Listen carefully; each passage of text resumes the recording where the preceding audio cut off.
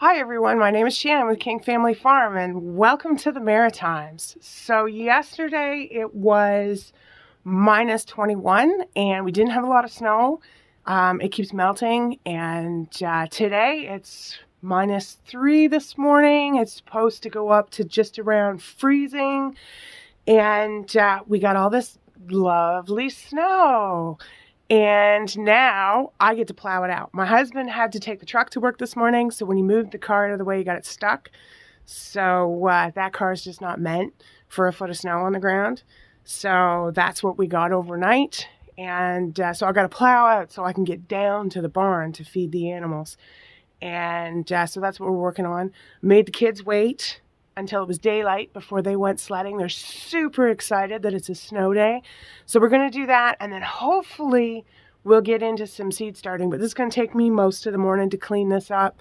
It's still coming down, but I've got to get some of it cleaned up so my husband can at least get home. And my in-laws live next door. And in case we ever need some emergency services, you really need to keep your driveway as clear as you can. So that's what we're up to. And hopefully we'll get some seeds starting this afternoon, or at the very least we'll talk about some seeds that we've picked up this year that are new for us. So let's get this started. I'm getting ready to set up my garden planting. Usually I do this right at the beginning of January. I'm running a little behind because I'm doing some home improvement projects. So I've got drywall dust all over my hat. But I need to get this calendar up. I need to get my planting on and done, and I thought I would show you how I do this. So if you're a home grower, you don't need a calendar this big, but if you're a visual person, you may like this idea. You could just do it with a smaller calendar. So I bought the really fancy calendars before, the great big wall hanging. I bought one of these. This is a desk calendar, and I'm going to take this apart. I'm going to stick it on the wall, and that's all I do. And then I'm going to start by marking my first frost, my last frost, which is around here, about May 23rd, and then my first frost date, which here is September 23rd. And then from there, I can start putting in things about when to start my seeds, and we need to look at seed packets to see how long that they require before they can be set out. But knowing your frost date and putting it on a calendar makes that really simple. So if you are supposed to start a tomato 6 to 8 weeks before you transplant it, and you can't transplant it until after the frost, you need to be able to count back. And this really allows me to do that counting really easily. I just see it and it works for me. I've tried computers. This works for me. The really great thing about this too is it's inexpensive. And when you're done with it, you can just staple this, pull it off the wall, staple it together, and just tuck it away. And then you've got a record of what you did the previous year and what worked. And if you want to push the envelope, start things a little sooner than maybe you've done before, or push things a little bit later in the season. The other thing you'll be able to do is mark the actual frost date. And then you can see year to year if that's moving, which here, the last frost, it's anywhere from May 23rd till the middle of June. It just really depends on where the full moon in June is here. I know some people don't believe that, but here it really does work that way. If the full moon is at the beginning of June here and you have a clear night, you're getting a frost. That's just the way it works. If the full moon is, say, around the 14th of June, you're not going to get a frost. It's just too late in the season.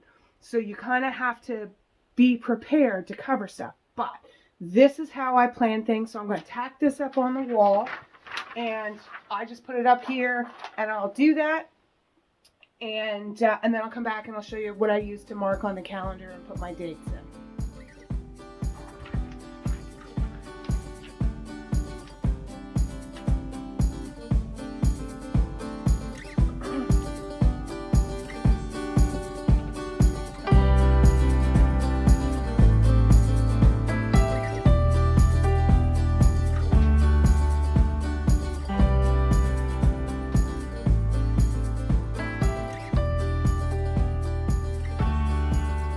Okay, so now we've got this calendar all up. I don't have November and I don't have December up. The wall's just not quite big enough for that, so I don't worry about that at this point. Here, if you can't get it in the ground by the end of October, chances are you're not going to. This year we got really lucky, and I was actually planting garlic in December, but on average, the ground's frozen by mid-November and you're not going to get anything done. So the only thing that I would be putting on calendar for November and December are ordering dates for plugs, bulbs, stuff like that, like spring stuff, and craft sales that I attend with some of my other products that I market for the Christmas season. And so what will happen is as soon as we get through January, February, I'll put November and December in those places just on top. And then I'll be able to mark from there. So we've got everything January through October. So now I'm going to use, I like these Frixon pens. I'm a big fan of them. Now my red pen is not a Frixon. But these Frixon pens, what they do is they allow me to write and erase because I tend to make mistakes. So the one thing I really want to get on the calendar is our frost dates. Now, your frost date depends on essentially your postal code or your zip code. And it's a 10-year average. So it's not an exact science, but it's pretty good. It's pretty close. So if you want to know what the frost date is in your area, just Google first frost date, first and last frost, whatever your postal code is, and it'll come up. Google will give you that. You don't need to look at zones and stuff like that. Your zone doesn't mean anything for this purpose. Your zone only denotes what will survive winter in your area. It is also the coldest on average that it will get in the area that you live. So we are in zone 3B, and that only denotes how cold it gets here in the winter. And this year, it ain't getting that cold. So that will actually change our average, but we're still in 3B. So the risk is that if I plant anything that is like a zone 4, zone 5, definitely a zone 5, is not going to make the winter here. So your frost dates greatly depend on microclimates as well. So here we're 3B, but I also know the other side of town is also 3B, but they have a greater chance of frost than we do because we live on the river. So the river creates this little microclimate where we just don't get frost in the same way that other areas do. I know when I drive potato truck in the fall, I can leave here in the morning thinking we're going to go digging because there's no frost here, and I get to the other side of town and they are just completely covered in frost. Same zone, maybe 5 miles away, completely frosted, and we're still green here, and it's the river that makes a difference. So you need notes like this to really help you see when the frost dates are. So here we're going to go down to the end in May. So our average frost date is May 23rd. So I'm going to put right on the bottom of that day, last frost in red. And then our first frost date here, which is when I run the risk of my tender annuals being killed off, my sunflowers, my zinnias will die with the frost, tomatoes will die, peppers will die without protection. That first good frost is an average September 23rd, which is a Saturday this year. So I'm going to write first frost here. And so here I grow cut flowers commercially. And one of my biggest crops that I grow are sunflowers. And I love growing them. They're so much fun and they're so happy. And the ones that we grow are pro cuts, and they take about 60 days. Now, they're frost tender. They don't like getting nipped with the frost. When they've been started, it'll damage the blooms. It's not good for them in the fall. But they're not as tender as, say, a zinnia. If you put a zinnia in the ground here, right after the last chance of frost, which is in May 23rd, but it's still cool at night, still below 60 degrees at night, they will sulk and they won't do anything. Whereas sunflowers, you could probably put them in here the beginning of May. And with a little bit of protection, the frost cloth, as long as you've kind of acclimated them to the weather, you've hardened them off, and we'll go through this stuff as we prepare things for the growing season. Once you've hardened them off, you can put them out there with a bit of protection and they'll do just fine. So here I start 400 minimum, 400 sunflowers a week. I start them indoors because I don't want to compete with the birds.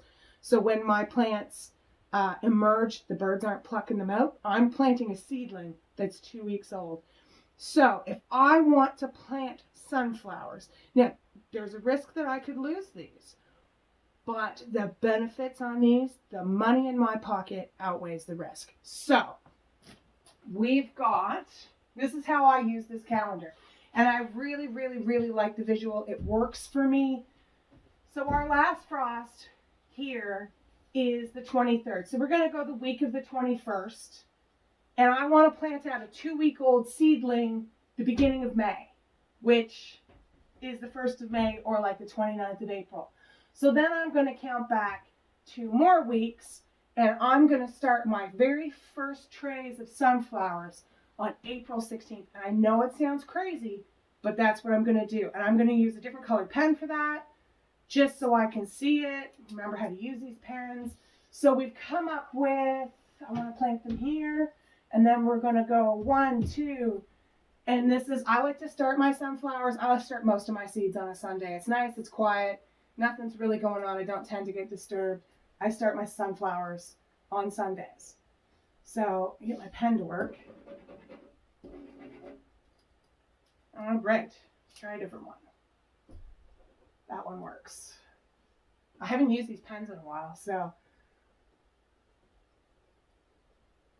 And every week after that now, I'm going to start sunflowers. I start them weekly, and so I will put them here all the way down. So we've got the 16th, the 23rd, the 30th, and so on. And I will fill that all in. So that's one of the things that I do. Now zinnias, I want to plant out a transplant that's, say, about 4 weeks old, and I don't want to plant them out until the middle of June because they don't do anything. They just sulk. So if I want to plant out zinnias, the middle of June, May, so June is over here, and I want to plant out sunflower or zinnias, say the 11th of June, which is still risky, but the full moon this year, I'm looking at the calendar, I'm pretty sure the full moon this year was on the 3rd or the 4th, and that's the only thing that's not on this calendar. So, but I was pretty sure it's the beginning of the season this year, the full moon. So if I plant out here on the 11th, we should be just fine. So if I want 4-week-old seedlings, by the time that we plant them out here, then we just go the 4th, and we go back into May 20. So 1, 2, 3, 4. So the 14th of May, I'm going to start my zinnias. So I've got sunflowers.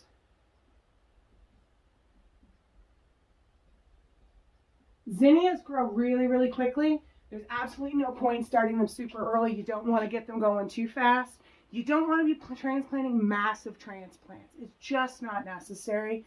Everything is going to stunt a little bit when you put it in the ground. It's going to hesitate. It's going to go, ooh, I don't really like this. And then it's going to take off.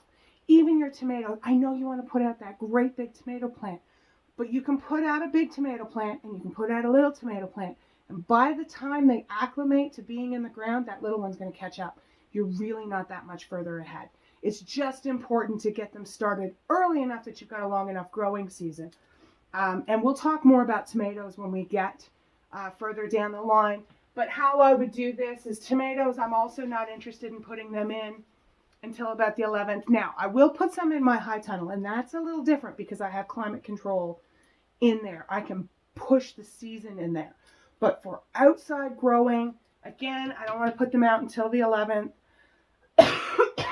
So we're going to count back about 6 weeks, which is 1, 2, 3, 4, 5, 6. So we're not going to start tomatoes until like the 7th of May.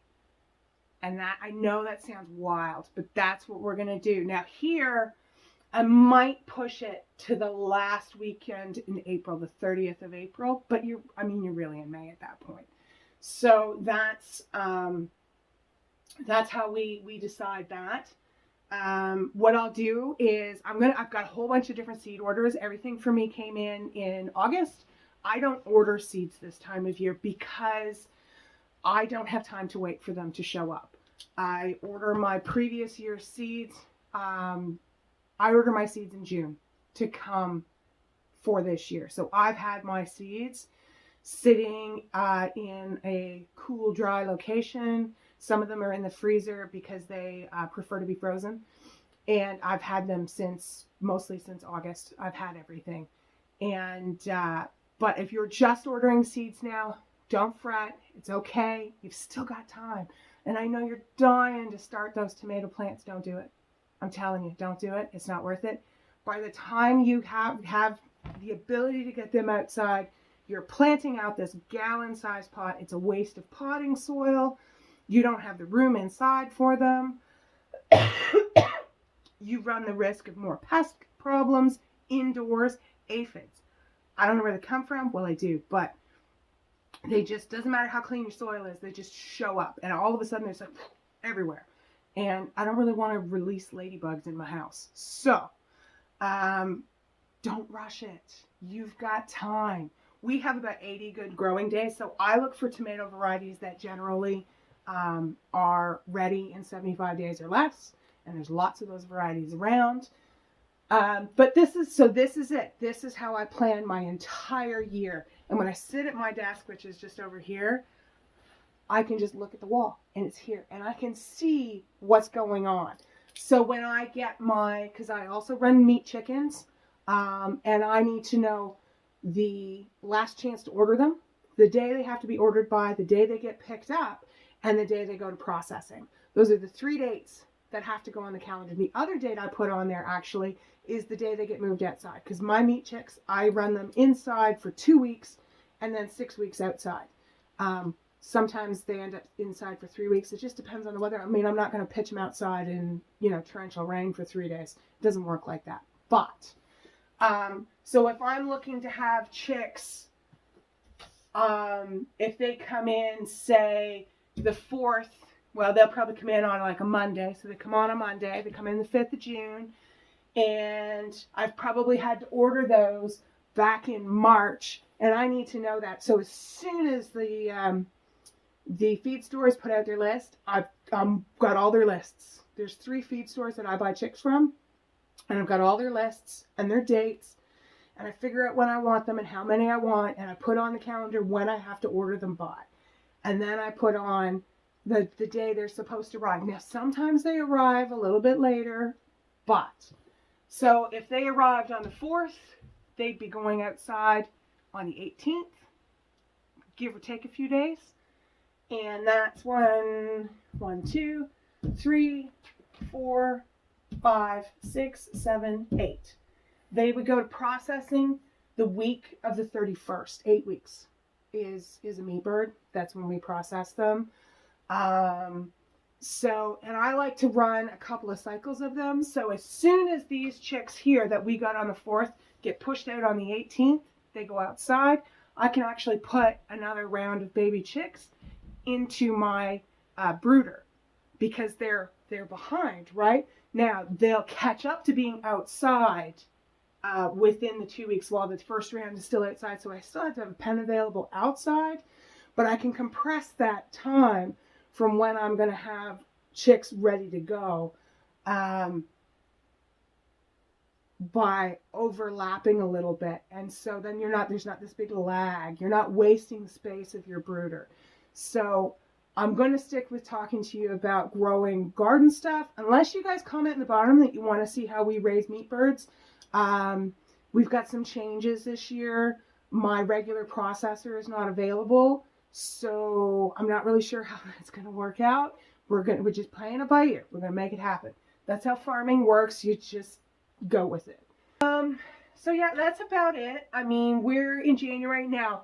Probably next week sometime, I will start my onion seeds. I don't plant sets. And the reason I don't plant sets is because you don't get the great big onions from sets. An onion set, which looks like a little bulb, it looks like a little mini onion.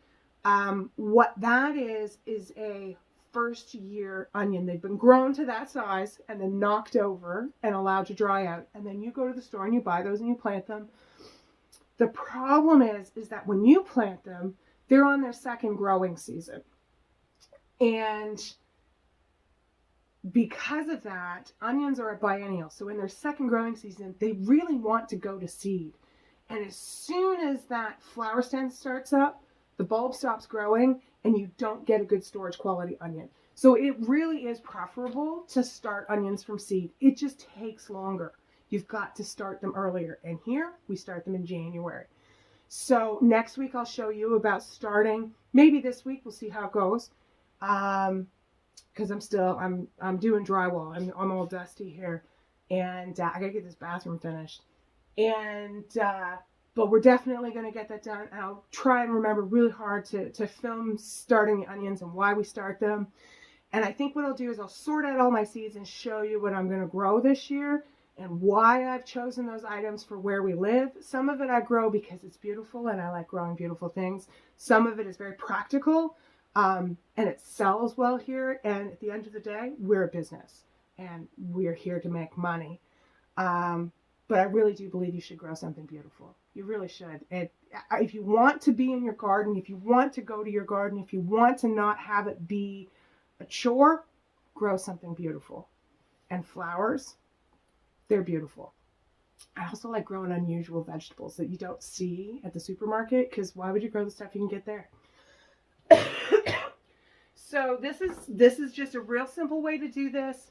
I mean, if you want to have like a little small desk planner, you can do the same thing as this. But I think it's really important to get it written down. Write out, look at the back of your seed packets, plan it all out, figure out how you're going to plant it. And this is how you get to garden in January. This is how you get to do that kind of thing. Because it is too early to start seeds. It really is. I would say even if you're down Georgia, it's pushing it. It's still just maybe a week or two too early. There are some cool season stuff that you can plant down in zone 8, zone 9. You can definitely get in the ground within the next 2 weeks. I don't have any experience growing down there, so I tend to reference growing zone 3, zone 4, maybe some of zone 5. I grew up in southern Ontario, kind of on the edge of zone 5. I now live in northern New Brunswick. We're in 3B. So I really only have that experience. And I don't want to tell you can't grow something if you can. And I think you should experiment. I mean, we've grown okra here. And okra is something that really likes the heat. And it does well in the south. And you southerners, you know you love okra. And I really enjoy it raw. I'm not a fan of it cooked. Don't ask why. I enjoy snacking on it in the garden. But people tell me you can't grow it here. Yes, you can. You just have to take a risk. And you have to do some covering and that type of stuff. So as we move through this, I'll continue to show how we're working with this. But I just wanted to show you today how I get started with my calendar, why I do it this way. Again, I'm a very visual person, so being able to just sit in my chair and look at my year and go, okay, we're all right. You know, when it's hot and it's, it's 35 degrees outside Celsius, that's hot. That's really hot. That's like 95, something like that, 90, I don't know, hot. And we don't get a lot of that, but when you've been sweating in the garden, your brain's a little cooked, and you're not really sure what you're supposed to be doing, this will tell you what you're supposed to be doing. And for us as a business, that's really important. But if you're looking to grow food for your family and you're very serious about providing as much of that food as you can, it's important to have a plan and to put that out on the wall or in a calendar, in a notebook, if that works better for you. but to be able to count through and figure out, and that doesn't mean that you can't bump things a week here or a week there and life gets busy, and but it kind of helps keep you on track. It'll stop you from planting things you shouldn't be planting, and it'll nudge you to get things going that you should get going. So thanks for joining us today, and we hope to see you next time here. And we'll talk more about which seeds we're starting and when we're going to start them and why we're not starting them yet. Although I'm desperate to grow something, and onions is going to be it. So we'll see you here next time. Don't forget to like, subscribe, and share, and we'll see you here next time on the farm.